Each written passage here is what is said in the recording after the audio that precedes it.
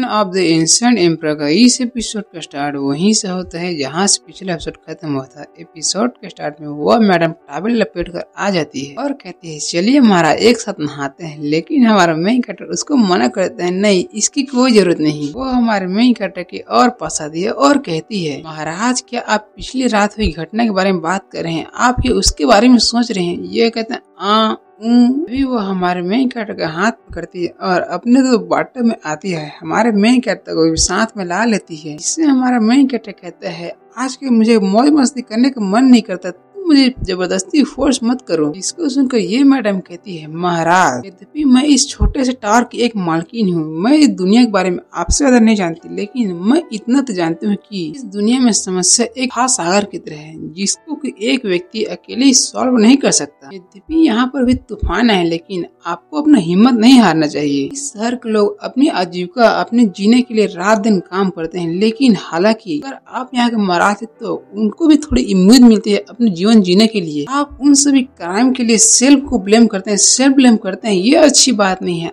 आप अपने पर भरोसा रखिए और आप धीरे धीरे इन सभी कामों को संभाल लेंगे। ये कहते हैं तुम बात तो ठीक कह रहे हो, अरे आखिरकार मैं हेविली चूजन वन हूँ, मैं एक प्रोटैगनिस्ट हूँ, मुझे इन सभी कठिनाई को निकलना ही पड़ेगा, इन सभी कठिनाई से पार होकर ही मैं तो एक अच्छा हीरो बनूंगा। वो कहते क्या हेविली चूजन वन प्रोटैगनिस्ट, आप कह क्या रहे हैं? ये कहते कुछ नहीं कुछ नहीं कुछ नहीं। वो बात तब से निकल जाती है और कहती है तो चलिए जब आपको मूड यहाँ पर अच्छा हो चुका है तो चलिए काम की बातें करना स्टार्ट करते हैं। वो वहीं पर बैठती है और कहती है कल जब मैंने गोल्डन ड्रैगन बैच को यहाँ पर दिखाया था तो वहाँ पर चल के गई थी मैं, जिससे कि मेरे पैर यहाँ पर दर्द करने लगा है। क्या महाराज आएंगे और मेरी थकान दूर करेंगे के लिए यहाँ पर मालिश करेंगे? और मेरे पास यहाँ पर एक और न्यूज है जिसे मैंने अभी तक बताया नहीं। यदि आप नहीं चाहते तो अगर आप मालिश नहीं करना चाहते तो आप यहाँ से जा सकते हैं। ये कहते नहीं मैं आ रहा हूँ, मैं दबाता हूँ पैर को। ये उसके पास में आता है घबराता हुआ कहता है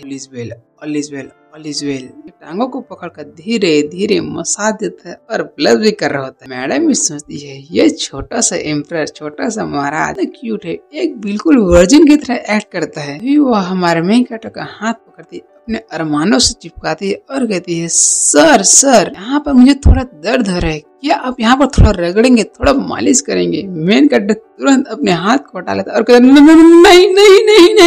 मैं तुम्हारे लिए किसी दूसरे को भेज दूंगा, लेकिन नहीं। वो हमारे मेन कैरेक्टर के पास आती है और कहती है ठीक है मैं आपको तंग नहीं करूंगी, मैं आपके पास सिर्फ दो ही कारणों से आई थी। पहला मुझे आयरन और खरीदने के लिए एक रास्ते मिल गया था, एक चैनल मिल गए थे, लेकिन अब मुझे लगता है कि हमारे महाराज की इसकी कोई जरूरत नहीं है ना। ये हमारे मेन कैरेक्टर कहता है तुम सही कह रही हो। रोसंग आयरन माइंग में जितना भी आयरन मुझे प्राप्त हुआ उन सभी के पैलेस में सीक्रेट उसे भेज जा चुका है। यद्यपि वहाँ पर फसल बहुत ज्यादा थी लेकिन हार्वेस्ट बहुत कम ही हुआ। हमारे पास कम एविडेंस होने के कारण और वो सभी एविडेंस यहाँ पर बीजिंग कैपिटल के सेन वांजी की तरफ इंगित करते, इसलिए सिर्फ वही पकड़ा गया। पूरे समुद्र की एक छोटी सी मछली पकड़ी गई। अभी तो बड़े बड़े व्हेल को पकड़ना बाकी है, लेकिन हमारे पास उनके खिलाफ कोई एविडेंस नहीं है। अभी वो कहती है महाराज क्या ही कोइंसिडेंस है, मैं जिस बारे में आपसे बात करना चाहती हूँ वो भी सेन वांजिंग के बारे में ही है। मैंने यह रूमर सुने कि उसके घर के बाहर एक 18 साल की एक मिस्ट्रेस एक पोंपो में रहती है, उसका नाम मैडम हांग जिंग था और उससे वह इतना प्यार करता है कि उसने अपने पूरे खजाने की जिम्मेदारी उसको दे दी है, उसके रिकॉर्ड की जिम्मेदारी पूरी उसको दे दिए थे। ये हमारा मेन कैरेक्टर एक पेंटिंग दिखाते है। उस पेंटिंग को देखकर हमारे हे भगवान क्या ये 18 साल की है, क्या ही बकवास है। वो मैडम कहती है ये मैडम हांग जिंग कैपिटल के लिहुआ हॉल में है, लेकिन उसके करीब पहुंचना बहुत ही कठिन है। सेन वांजी ने उसकी प्रोटेक्शन के लिए उसके चारों तरफ बॉडीगार्ड बंदे लगा कर रखे हैं। मैंने उसके पास जाने की कोशिश की थी, लेकिन मैं ज्यादा अंदर तक नहीं जा पाई। बहुत कम ही लोग जानते हैं उसकी सच्चाई के बारे में, इस बारे में बहुत कम ही लोग जानते हैं। और अब यहाँ पर डॉन्संग की घटना हो चुकी है। सब मुझे डर है कि सभी लोग इससे और ज्यादा सतर्क हो जाएंगे और हमारे जाल में नहीं फंसेंगे। इसको सुनकर हमारा मेन कैरेक्टर कहते हैं वो महिला कहाँ रहती है, क्या करती है, उसके क्या क्या शौक है, वो अक्सर कहाँ जाते हैं, इन सभी चीज की जानकारी तुम मुझे दो। मैडम कहती है वो अक्सर यंग वेटरों का गाना सुनने के लिए ये जो जाया करती थी। हमारा मेन कैरेक्टर कहते हैं ठीक है, मैं उस पर नजर रखने के लिए अपने बंदों को भेज देता हूँ। और मैडम आपको किसी चीज के बारे में और पता चले तो आप तुरंत मुझे रिपोर्ट करिएगा। और हमारा मेन कैरेक्टर वहाँ से जाने लगता है। वो मैडम कहती है क्या हम इसकी इतनी परवाह करते हैं, या ये मेरे इतनी परवाह करता है। लेकिन जाने से पहले हमारा मेन कैरेक्टर एक पेंडेंट निकाल लेता है, एक कड़ा निकाल लेता है और कहता है तुमने मेरी कितनी बार मदद की है और इस बार तुमने मुझे बहुत बड़ी चीज दे दिया, बहुत अच्छी न्यूज दे दिया है, तो ये बहुत ही बड़ा उपकार हो चुके हैं। मेरा मतलब कुछ भी नहीं है, मैं तो बस इतना चाहता हूँ कि मैं आपको थैंक यू कहना चाहता हूँ और थैंक यू के रूप में आपको यह कड़ा देना चाहता हूँ, आप इसको ले लीजिए। वो उस कड़े को ले लेती है और पहन लेती है। कहती है महाराज आपका धन्यवाद। ओके यंग मास्टर, तो बहुत बहुत शुक्रिया, आपने जो यह दिया, लगता है आप बहुत बड़े रिच आदमी हैं। और वहाँ से हमारा मेन कैरेक्टर जाते हुए कहता है कि आपने मेरे इस ऑफर को एक्सेप्ट कर लिया और सेन वांजी को पकड़ने के लिए हम लोग एक साथ ही काम करेंगे, तो ठीक है मैं यहाँ से पहले निकलता हूँ। वो भी सोचते क्या ही जा रहा है और उसके जाने के बाद थोड़ा ब्लश करते उस कड़े को देखते हुए सोचती है चाहे मैं इससे कितनी बार मिल लूं, लेकिन हर बार अगली बार जब इससे मिलती है तो ये एकदम दिलचस्प होता है। वही सीन बाहर में सीट पर थे जहाँ पर सू होती है और उसके बगल से दो लोग बात करते हुए जा रहे होते हैं। उनमें से एक लड़की कहती है तुमने शर्मा जी की कहानी सुना? शर्मा जी ने कहा था कि वो मिसेस शर्मा से हमेशा ज्यादा प्यार करते हैं, लेकिन आजकल उनका चक्कर एक मोना नाम की लड़की के साथ चल रहा है। वो मोना के साथ पब जाते हैं, रात भर उसके साथ ही बिताते हैं। लड़के हमेशा कहा करते कि वो तुमसे ज्यादा प्यार करते, लेकिन एक बार तुम्हारे से काम निकलने के बाद अगर उसके सामने कोई दूसरी खूबसूरत कली आए तो वो उसके पीछे चले जाते हैं बिना किसी की परवाह किए बिना। तो उस लड़कों को तो मजा ही करना आता है, दूसरे के फीलिंग को तो देखते ही नहीं। दुनिया में जितने भी लड़के हैं सभी लड़के ठरकी होते हैं जो सिर्फ औरतों का नाजायज फायदा उठाने जानते हैं। इन सभी बातों को सुर होती है हमारी सू। तो वहाँ पर हमारा मेन कट रहा था और कहते वाइफ क्या हुआ, चलो मैं बाहर आ चुका हूँ, चल चलते हैं एकदम। और वो हमारे मेन कैरेक्टर को देखती है एकदम मिस्टीरियस, इसका कपड़ा गीला है, मिस्टीरियस ये बात कर क्या है और मिस्टीरियस है ये थका हुआ है और इसके सांस भी एकदम अजीब है। मुझे इसमें बहुत बड़े कुछ गड़बड़ी लग रही है। क्या मेरे मैन भी मेरे हाथों से निकल जा चुका है? क्या महाराज और बासवान के बीच में कुछ हुआ है? ऐसा कैसा हो सकता है? क्या महाराज उस लड़के की तरह, उस मिस्टर शर्मा की तरह एक निठल्ले सिर्फ लड़के पर अपना दिल हारने वाले बन चुके हैं, प्ले बॉय बन चुके हैं क्या? और उन्होंने मुझसे प्रॉमिस किया था, क्या वो प्रॉमिस एक झूठा प्रॉमिस था? क्या वो झूठे प्रॉमिस था? मेन कैरेक्टर उसके पास आता है और कहते हैं हे वाइफ क्या हुआ क्या हुआ? वाइफ कहती है यह मौत दाव के बारे में है। मिस्टर लू इंपीरियल स्टडी रूम में तैयार होकर आपका इंतजार कर रहे हैं और सोचती है मुझे इस बारे में ज्यादा सोचना नहीं चाहिए। ऐसे बिहेवियर के डॉक्टर हमारे में सोचता है क्या हुआ, मेरी वाइफ इतनी अजीब क्यों है? क्या वो मुझसे कुछ छिपा रही है? मुझे इसका पता लगाना होगा। तो सीन शिफ्ट होता है यहाँ पर इस बुढ़े इंजीनियर बुढ़े की तरह जिसको मेन कैरेक्टर ने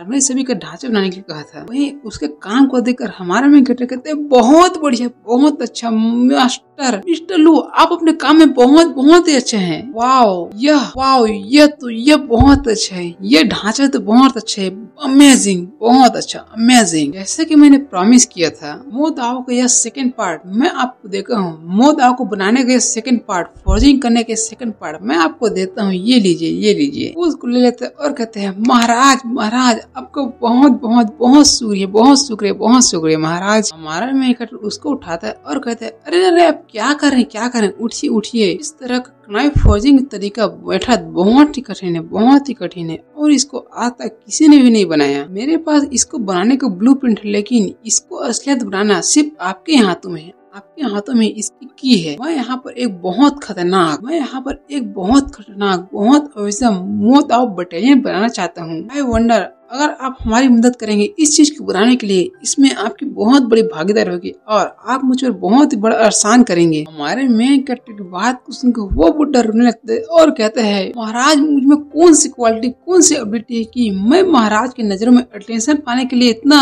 अटेंशन पाता हूँ। मैं यहाँ पर बहुत उड़ा हो चुका हूँ, लेकिन अगर महाराज चाहते कि मुझे उसके कुछ काम आए तो मैं इसमें खुशी होगी। मैं आपको शुक्रिया अदा करता हूँ कि आपने इस नाचीज को इसी काम को समझा और मैं आपके दिए हुए इंस्ट्रक्शन को फॉलो करूंगा और बेस्ट चीज बनाने के लिए अपना सबसे बेस्ट दूंगा और आपके काम के लिए सबसे टॉप क्वालिटी का हथियार बनाऊंगा। अभी हमारा मेन कैरेक्टर उसको कहते हैं मैं एकदम सिक्योरिटी रूप से यहाँ पर इंपीरियल टाउन के पास एक बहुत बड़ा मिलिट्री वर्कशॉप बिल्ड करूंगा जिसके जिम्मेदार, जिसके पूरा कार्यभार आपको होगा और आप ही चार्ज होंगे मोदा को फॉर्ज करने के लिए, उसको बनाने के लिए। चलिए अब इंपीरियल गार्ड को आपको वापस ले जाने दीजिए, जाइए आप इंपीरियल गार्ड के साथ जाइए और अपना काम को जारी रखिए। वो कहते हैं लेकिन यह सब तो महाराज पर भी निर्भर है, महाराज आपका बहुत बहुत शुक्रिया मुझ पर भरोसा करने के लिए। और उसके जाने के बाद हमें दिखाया जाता है वाइफ बहुत अजीब बर्ताव कर रहे थे। उसको देखकर ये भी सोचता है अरे यार आज मेरी वाइफ इतनी बर्ताव क्यों करी, अजीब बर्ताव क्यों करी है। मेरी वाइफ इतनी अजीब बर्ताव करी, अजीब बर्ताव करी है, इसका मतलब क्या हो सकता है। अरे हाँ, लगता है आज लड़कियों का वो दिन आ गया, जिसमें वहाँ पर खून निकलता है। लगता है मुझे अब यहाँ पर अपने सिंसियरिटी, अपनी एबिलिटी शो करनी पड़ेगी। यहाँ पर अभी ये भागते भागते आता है और कहता है वाइफ तुम यहीं पर रुको, मैं आ रहा हूँ, तुम इंतजार करो, मैं आ रहा हूँ। अभी हमारा मेन गरम पानी लेकर आ जाता है और कहते वाइफ मैं आ गया। गर्म पानी को यहाँ पर टेबल पर रख देता है और कहते हैं अरे यार ये बहुत गर्म है, वो कहते महाराज ये क्या है। वो कहते हैं यह बॉल्ड शुगर पानी है, ये वही जो रेन याओ ने मुझे यहाँ पर सिखाया था। जब मैंने उससे तुरंत इसे सीखने के लिए कहा था, उसने कहा था कि पीरियड्स के दौरान अगर तुम इसे पी लेती तो लड़कियां अगर इसको पी लेती तो उन्हें बहुत अच्छा महसूस होता है, कि तुम इसे पी लो और तुम अच्छा महसूस करो। वो कहते क्या पीरियड्स? वो कहते हाँ तुम इसे जल्दी से पी लो जिससे कि तुम्हारा पेट दर्द यहाँ पर दूर हो जाएगा और मैं अच्छा महसूस होने लगेगा। तुम यहाँ और बैठो, मैं तुम्हें पिलाता हूँ, अपने हाथों से तुम्हें पिलाता हूँ। अगर तुम्हें यहाँ पर तुम्हारा पेट दर्द बंद ना हो, कम ही ना हो तो आओ, मैं तुम्हारा पेट दर्द यहाँ पर बंद कर दूंगा। वो भी बैठने लगती है और बैठकर हमारे मेन कैरेक्टर का शर्ट पकड़ती है। वो कहती है महाराज मेरे पीरियड्स अभी नहीं आए हैं, मुझे यहाँ पर अचानक कुछ याद आ गया। वो कहता है क्या चल रहा है बताओ मेरी वाइफ। अरे मेरी वाइफ की पेट तो कितना मुलायम, एक भेड़ के बालों की तरह है। तो वहीं पर बैठ जाती है और हमारे मेन कैरेक्टर कहती है महाराज अब आज जब आप बॉस वान के पैलेस से बाहर आ रहे थे तो मैंने देखा कि आप वहाँ पर गिरे थे, हाँफ रहे थे, आपको बहुत अजीब दिखा मैंने। और वहीं पर दो लड़के बात कर रहे थे कि हर लड़का दूसरे लड़की पर नजर डालता है, पत्नी शायद दूसरे लड़की पर भी नजर डालता है। एक लड़की को एक फूल का रस चूसकर दूसरी फूल पर रस चूसने चला जाता है। इसलिए मैं थोड़ा डर की थी, मुझे पता नहीं कि मेरे हार्ट में क्या हो रहा है, मुझे कुछ भी पता नहीं इसके बारे में। और जब भी मैं आपको दूसरे लड़के के साथ देखती हूँ पता नहीं मेरे हार्ट में एक अजीब सी बेचैनी होने लगती है। ये बातें सुनकर हमारे मेन कैरेक्टर कहते हैं मेरी वाइफ क्या तुम जेलस थी। यह उसका हाथ पकड़ता है और कहता है मेरी वाइफ मैंने तुमसे जो 3 प्रॉमिस किए थे, 3 वादे किए थे, वो कोई प्रॉमिस नहीं, वो मेरी सच्ची भावना है। मैं यहाँ पर कसम खाता हूँ, प्रॉमिस करता हूँ कि मैं तुमसे प्रॉमिस करता हूँ कि मैं अपने इंटायर लाइफ तुम्हारे साथ ही तुमको लव करते हुए तुमको प्रेम पूर्वक इस पूरी जिंदगी को बिताऊंगा, इस पूरे लाइफ को बिताऊंगा। हमारे मेन कैरेक्टर की मीठी मीठी बातों में वह आ जाती है। मैं जानता हूँ कि यहाँ बहुत सारे लड़के हैं जो दूसरे लड़के से प्यार करते हैं और एक को धोखा देते हैं, लेकिन मैं तुम्हें कभी भी धोखा नहीं दूंगा, तुम्हें हमेशा प्यार करता रहूंगा। और ऐसा करते ही हमारा मेन कैरेक्टर उसको किस कर लेता और किस कर वहाँ पर बेड पर लेटा देता है।